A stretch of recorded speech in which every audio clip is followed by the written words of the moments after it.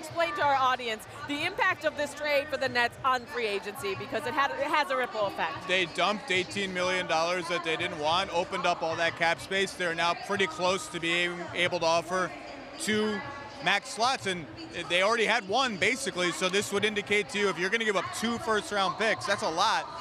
They seem pretty confident that someone or multiple someones are going there. Yeah, that's what people are saying around the league, right? They go, okay, it's one thing to have the super promise or whatever you think you know, going back to the combine, or here we are in June, but what do they know to feel comfortable enough for a 1-year left salary dump on Alan Crabbe to give up those 2 firsts, especially a team that's lost so many firsts after that Celtics deal? My pet peeve about this trade is, like, everyone's like, oh, the Nets, what a genius move by the Nets. They got off Alan Crabbe's contract. You know what's better than that? Not having Alan Crabbe's contract so that you don't have to pay 2 first-round picks to get rid of it. I'm shading Alan Crabbe. How about you? I'm just kidding. But look, I do, obviously the names around it, the implications of Kyrie Irving, Kevin Durant, and Kawhi Leonard. So what do you think happens with them? I'm not speculating about what Kyrie's going to have for breakfast tomorrow. Even if he tells me right now what he's having for breakfast tomorrow, I'm not going to speculate about it. But there, look, that's the right answer, because I gave up months ago trying to figure out. I can't do it anymore. It's pointless. The guy's talking about his jersey number being retired in Boston. I can't even understand his IG posts. But what I would say is that the funniest thing about all the superstars trying to figure out how to navigate this stuff, and this is what I would love about this league, and it sort of bothers at the same time. It's like when a guy doesn't have help, he needs help. And then when a guy gets help, if he's a superstar, then he's kind of like, you know what, I kind of want my own team. And I've heard from people like some of the fear of Kyrie going to the Knicks and joining up with Durant. It's like, wait a minute, am I just going to do the LeBron thing all over again?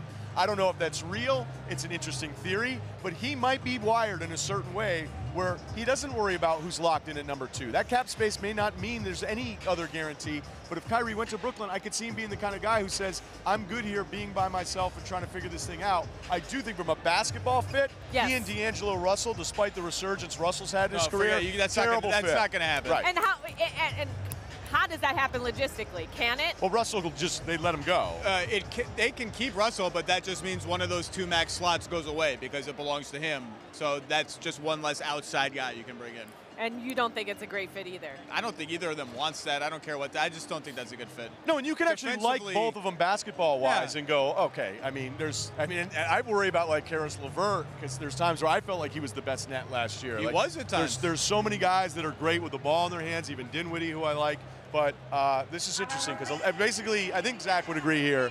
There's no certainties, but the rest of the league is talking as if you don't do this with the 2 first-rounders unless you know at least one guy's coming. The Knicks have to be worried. Yeah. The Clippers are probably already a little worried because their guy that they want is still playing in this series. Right.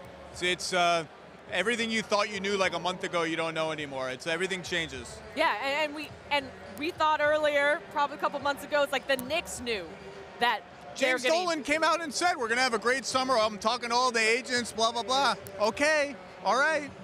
But just like Kyrie about not being able to guess what he had for breakfast, same thing applies to Kevin Durant. You have no idea what move he's going to make. No, I guess not. I mean, the buzz on him has been more singularly focused on New York than anything else. But, you know, things change, as we've learned. The thing that I've said, and I know sometimes when all this stuff happens, and it's so many names, we're in an unprecedented stretch here. We've never seen anything like this.